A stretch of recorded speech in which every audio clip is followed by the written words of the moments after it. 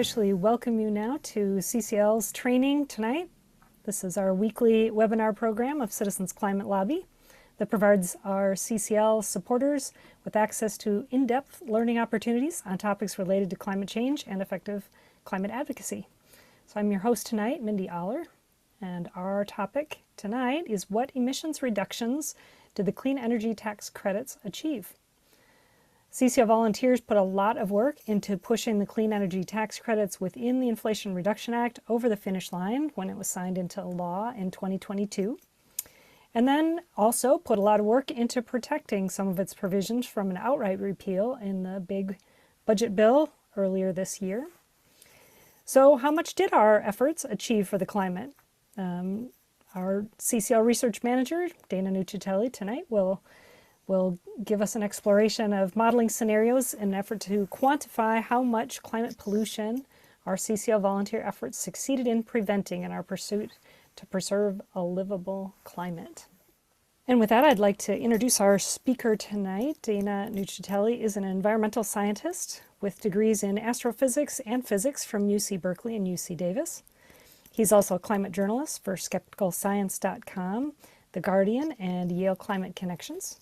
He's an author of 10 peer-reviewed climate science papers, author of the book Climatology versus Pseudoscience, and he is also a winner of the National Center for Science Education Friend of the Planet Award for his outstanding contributions to the public understanding and defense of climate science, which is one of the many reasons that I am happy to have Dana as my co-worker and to have him working on research and presenting for you tonight. With that, I'll turn it over to you, Dana. Thanks, Mindy. So good evening, everybody. So tonight we're going to take a little trip down memory lane and look at some recent climate policy history. Then we're going to talk about the estimated climate pollution reductions that our work helped achieved. And then we'll look forward to what we can try to achieve next.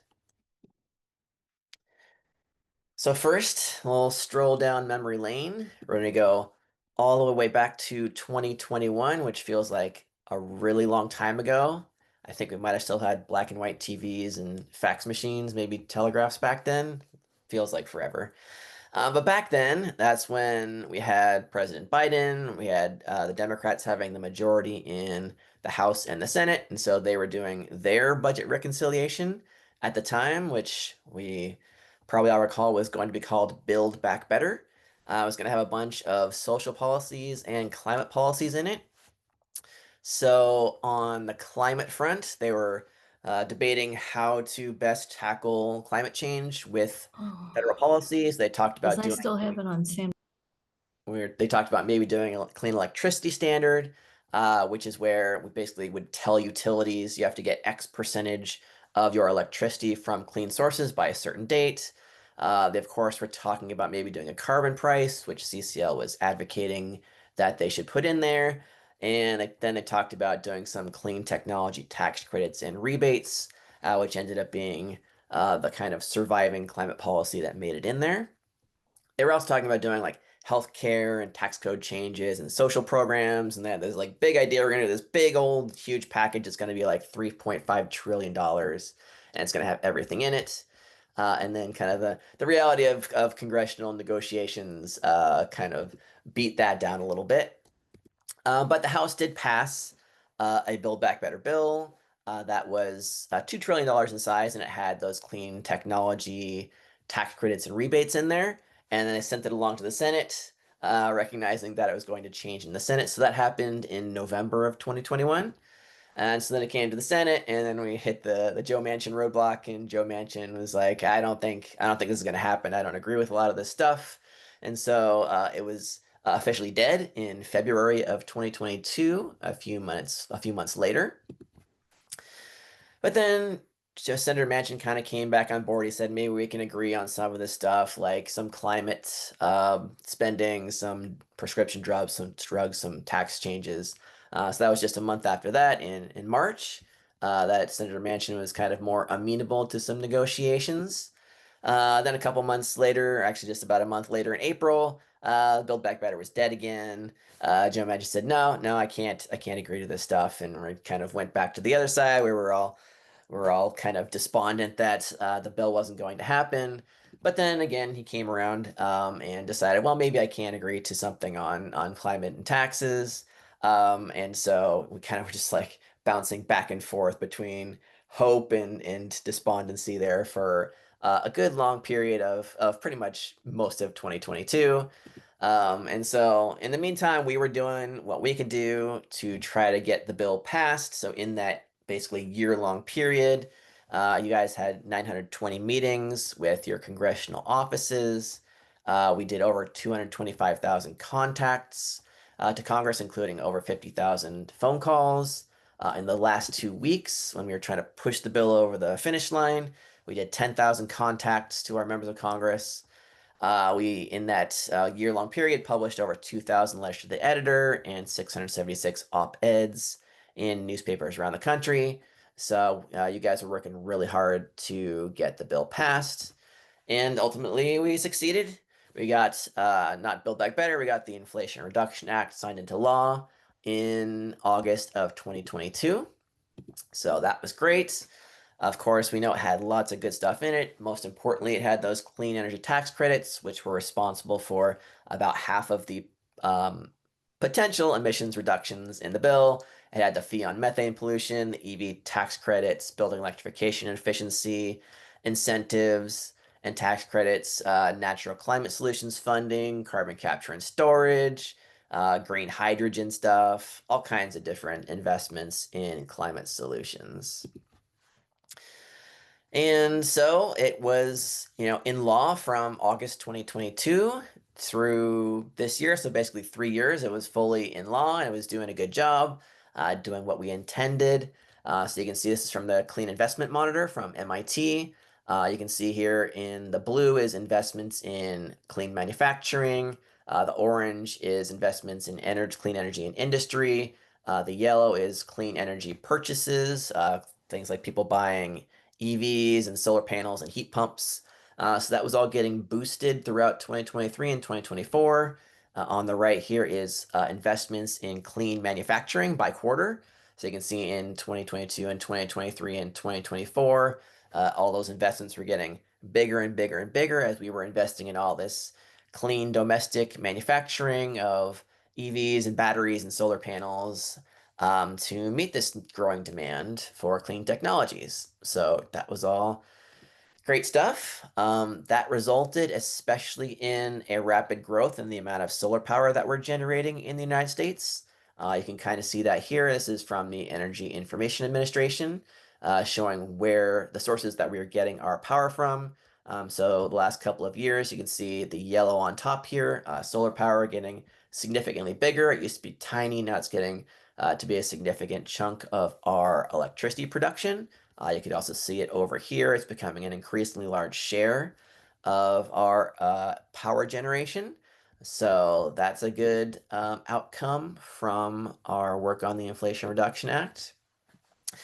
And in fact, here you can see kind of exactly what it accomplished. On the left here, this is where we got our electricity from in 2022 versus where we're getting it in 2025. So just 3 years later, between when the Inflation Reduction Act was passed and today, the amount of power we're getting from solar panels has doubled, and a 100% increase. A little bit of an increase in wind power, not huge because wind power has had some challenges with supply chains and interest rates and things like that. So it's grown more slowly. We also saw an increase in gas, but a decrease in coal by almost the same amount. A little change in nuclear, but not much. We also saw a big increase in power demand as we're seeing all these data centers for artificial intelligence, electrification, more air conditioning, things like that. And so basically what's happened since the Inflation Reduction Act passed was that we had this increase in demand that was almost entirely met by clean energy, and then fossil fuels kind of canceled each other out for the most part. So, that's a nice outcome from having passed the Inflation Reduction Act, is that we got a lot more clean energy that managed to meet our growing power demand from clean sources instead of from dirty sources. So that a lot of that wouldn't have happened if we hadn't passed that bill. As a result, emissions were heading in the right direction, and so I looked at some of the reports, especially from Jesse Jenkins' group, Princeton Repeats, to kind of get an idea of where our emissions were heading, kind of pre-Inflation Reduction Act, and then where they're heading now. So this is one of the reports I looked at. They call it a fork in the road. Pretty recent reports.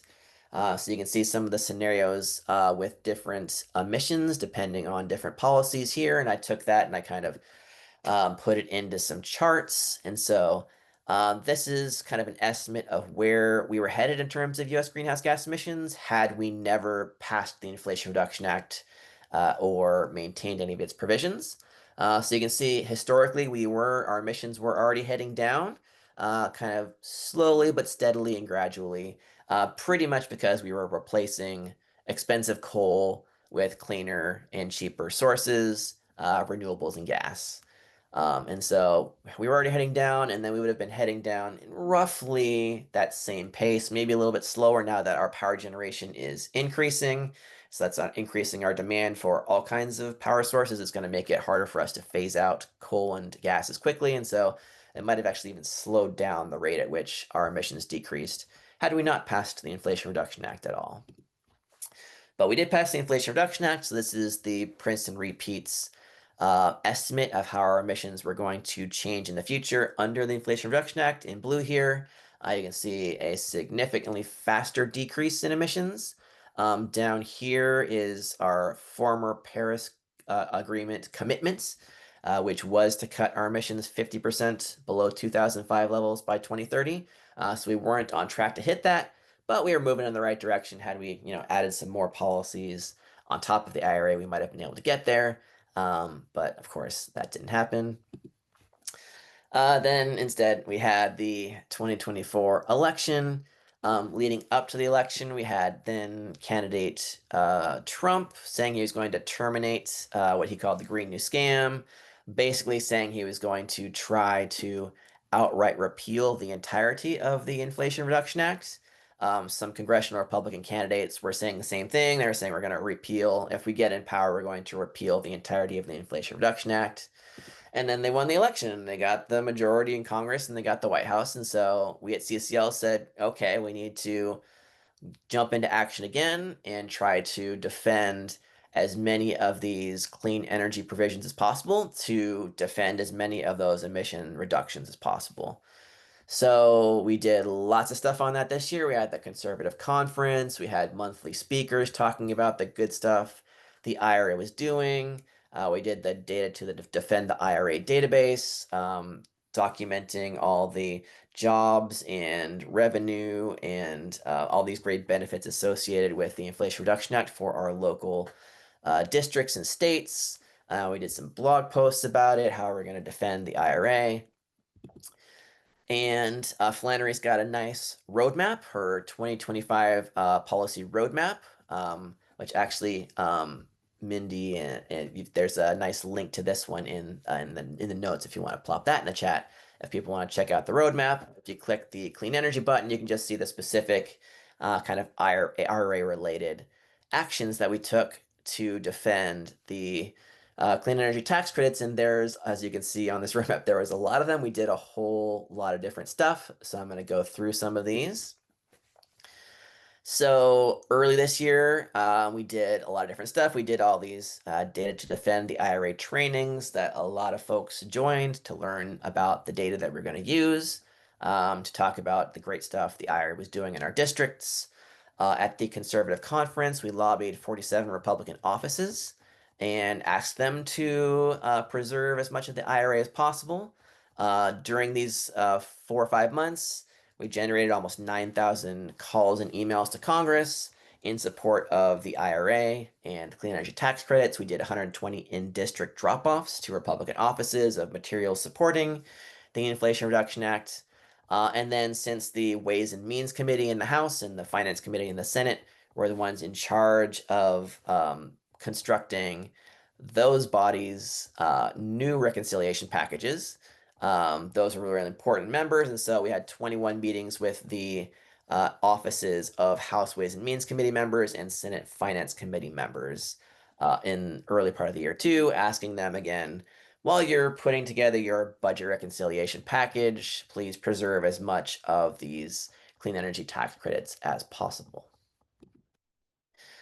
And those efforts bore some fruit. There were a bunch of letters signed by House Republicans, 40 in total, sent to their House leadership and Ways and Means Committee leadership, asking them to defend various parts, or at least preserve some parts of the Inflation Reduction Act tax credits. Some of them were specifically for clean energy. Some of them were specific for nuclear power they wanted to preserve, clean manufacturing they wanted to preserve, domestic manufacturing, things like that. So they had different priorities that they wanted to preserve, but the important thing was that there were 40 House members who said we don't want to just repeal the entirety of the Inflation Reduction Act, even though that's what some folks in our party campaigned on. We want to preserve some of this stuff and make sure that we're keeping some beneficial provisions from the Inflation Reduction Act, and our lobbying certainly played a role in that. And so in May, the Ways and Means Committee in the House came out with their big budget bill, which included quite a bit of repealing of the clean energy tax credits, a lot more than we would have liked to have seen. So it could have been worse, but it was a very large scale rollback of the Inflation Reduction Act. So we were kind of disappointed by that. But of course, then we responded with some more lobbying. So before the House voted on that version of the bill in kind of mid to late May, about a week span, we sent 5,500 messages to Congress asking them to introduce some amendments and do some things to preserve more of the clean energy tax credits from the Inflation Reduction Act. So that was a nice, good push. Unfortunately, that one didn't bear any good fruit, maybe some rotten fruit, because the final version of the House bill got a little bit worse. It was pretty close to a full repeal of the Inflation Reduction Act. Unfortunately, that was pretty discouraging for us. But then it was headed over to the Senate, and so we knew the Senate might be more reasonable, and so we were going to push hard to get the Senate to make some good changes. And so did 13 House Republican members. They sent a letter to their Senate colleagues saying, hey, maybe you guys could substantively and strategically improve the clean energy tax credit provisions that we voted to gut. They were under a lot of political pressure to vote for the big budget bill. It would have been nice if they had used their votes to, leverage some improvements in those and more preservation of those tax credits, but politics are difficult. At least they urged their Senate colleagues to do better than they did. So we also urged the Senate to do better than the House did in a number of lobbying pushes there. So in kind of late May into June, we generated over 4,000 messages to Republican senators asking them to do better, preserve more of the clean energy tax credits. You guys also had 430 local media hits during that time period, LTEs and op-eds.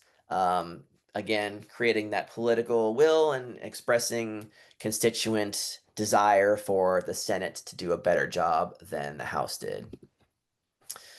Oh, and then this handsome guy was on the June call talking about if they were just to pass the House version, it would have some really bad consequences for electricity bills, for jobs, manufacturing, the economy, and so on. So they should listen to us and preserve those tax credits and avoid that. And so the Senate Finance Committee put out their version of the big budget bill, and they did a little bit better. It was definitely an improvement from the House version. It didn't completely gut most of the Inflation Reduction Act clean energy tax credits as the House version had, so that was at least a movement in the right direction. And so let's see. Yeah, so we had one more big Senate push. So it was going then from the Senate Finance Committee to the floor of the Senate for kind of a final adjustments and amendments and vote. They have this like big vote-a-rama process where all the senators can introduce a gazillion amendments and get them all voted on, and it takes forever. But before that happened, between the Finance Committee version and that vote-a-rama process, we generated almost another 4,000 calls to the Senate asking them to do better and preserve those clean energy tax credits over about the week-long period between those two events. There was one very strange final curveball where actually the Senate Finance Committee version got worse because some mysterious individual that nobody seems to know who it was introduced an additional tax on solar and wind energy. And everybody was like, how did this happen? And nobody knew, but like it got worse than the House version because it was like similar to the House version, then it had an additional tax on solar and wind. So that was really distressing. We were really worried that that version of the bill would pass, and then we would be in big trouble. So then they had the vote-a-rama process. Fortunately, some of the senators, Republican senators, did listen to us and other groups advocating for making the bill better. They got rid of that crazy extra tax on solar and wind energy.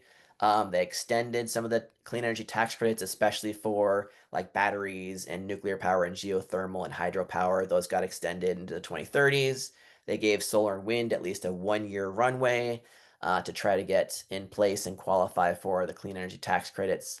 So it was not a disaster, which was a big relief because it was very close to being a disaster. But thanks to efforts by Senator Murkowski and Curtis and a few others, they at least made the final big budget bill not a disaster. It could have been a lot worse, and that's something to celebrate that we averted a disaster, and our efforts bore again some fruit there.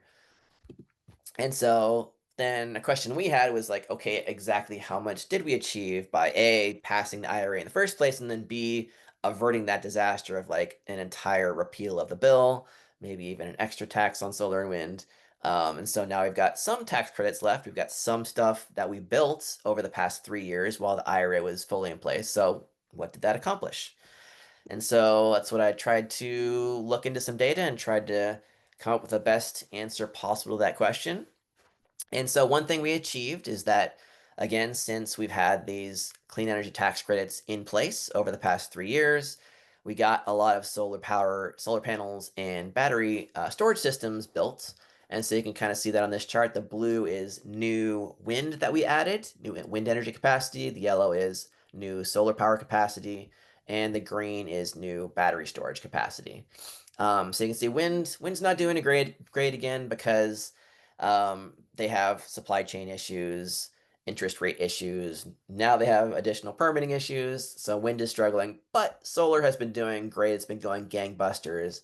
Battery storage has been going gangbusters. And so a lot of that we can attribute to the clean energy tax credits making more of those projects pencil out. So we now have more, especially solar and batteries, in place than we would have over the past 3 years had the IRA not passed. Um, Rooftop solar for households is also in better shape going into the future.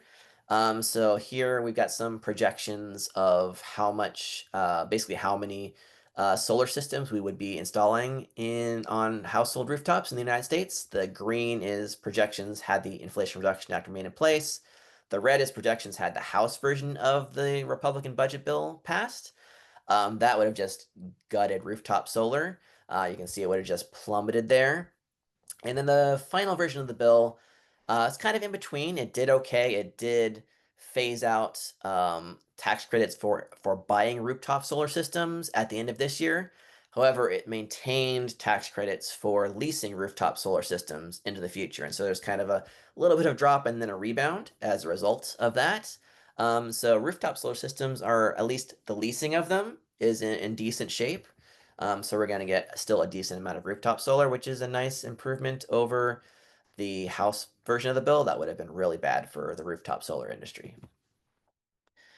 And then in addition to the tax credits, there was also the other spending in the Inflation Reduction Act. There were grants and loans and rebate programs that were going to be dispersed by various government agencies, the EPA, Department of Energy, Department of Agriculture, and so on.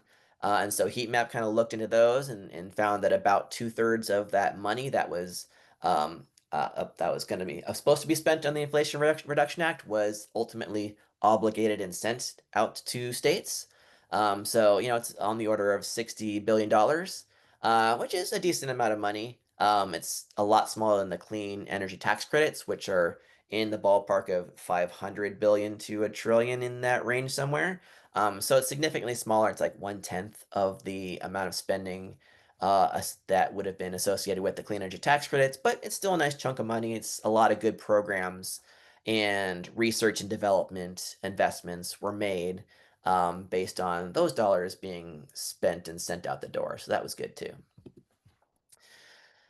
So again, Jesse Jenkins, Princeton repeat team did a nice analysis, forecasting, projecting forward what emissions will look like in the future as a result of the big budget bill passing. So you can see some of the scenarios on this chart, which I took some of these out and put them on the same chart as I used before to kind of put everything into the same perspective.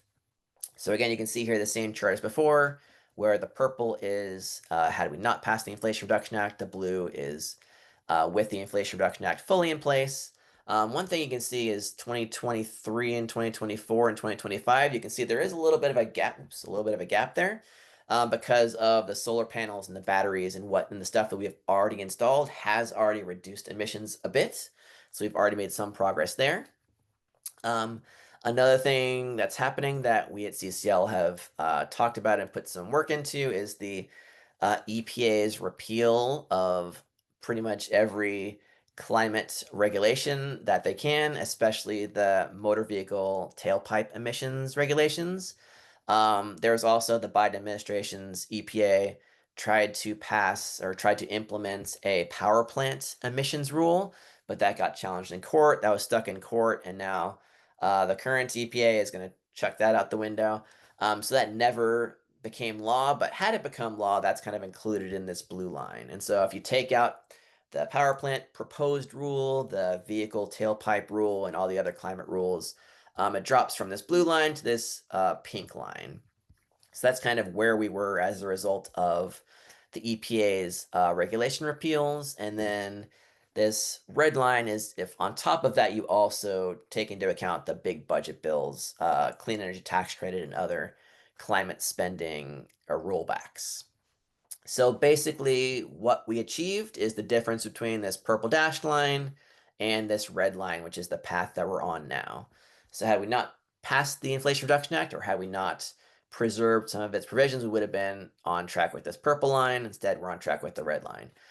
So you can see it's not the most inspiring thing. Like it's a far cry from the blue line, but it is still a significant reduction in US greenhouse gas emissions. How much of a reduction? It's about 1 billion tons of carbon dioxide pollution.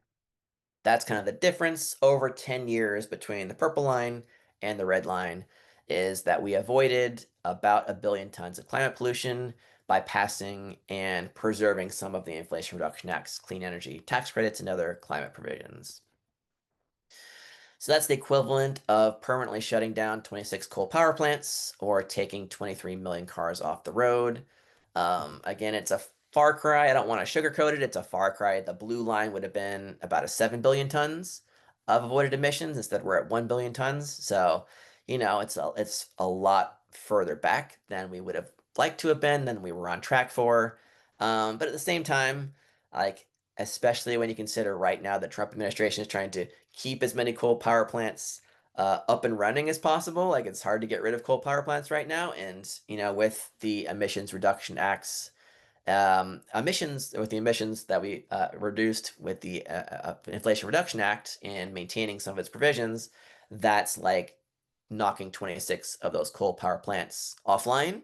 So that's a pretty significant achievement. So I think it's something worth celebrating. Would have been nice to stay on that blue track, but at least, we should celebrate the emissions reductions that we were able to achieve. 1 billion tons is nothing to sneeze at. It's a significant contribution to reducing our emissions.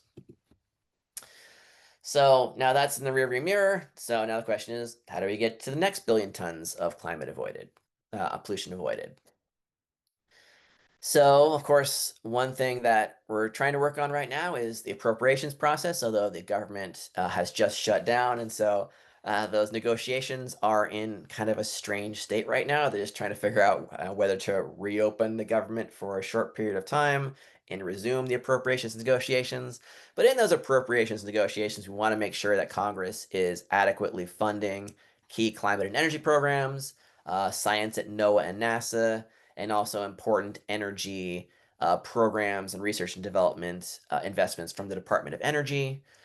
So, once Congress can get back in session and the government open working on that, we will be urging them to fund those important programs. And then, of course, we also want them to work on the Fix Our Forests Act because these big mega fires are becoming a big problem for a lot of things, for our health and well-being, also for the climate and other air pollution. But if we don't do anything to reduce the risks of really big fires, then a lot of forests get burned, and that releases a lot of stored carbon into the atmosphere, and that's not good for the climate. So we want them to work on a Fix Our Forests Act to expedite wildfire management programs to reduce those mega fire risks. And ideally, hopefully, we're going to work on some more. We will work on some more forestry policy once that is passed. And that's important because right now, America's forests are already removing 12% of our carbon pollution every year. Could potentially almost double that with some good forestry policy solutions, mostly by expanding reforestation, planting more trees so that they can grow and pull more carbon out of the atmosphere. That's particularly important because while our forests have been expanding slowly, because we're doing a good job of sustainably harvesting our forests and our private and public forests, though the carbon pulled out of the atmosphere by those forests has declined 10%, because like we all are, our forests are aging. And so there's fewer young trees growing and pulling more carbon out of the atmosphere. That is expected to continue, and the amount of carbon pulled out of the atmosphere every year by our forests is expected to decline another 10% over the next 40 years unless we take some kind of action. And so there was a really interesting study on this by the folks at RFF, Resources for the Future, asking, okay, what if we reforest 3 million acres of trees per year over the next 10 years or over the next 30 years? What effect will that have on the amount of carbon that our forests are pulling out of the atmosphere? So, nice chart. I'm always a fan of a nice chart.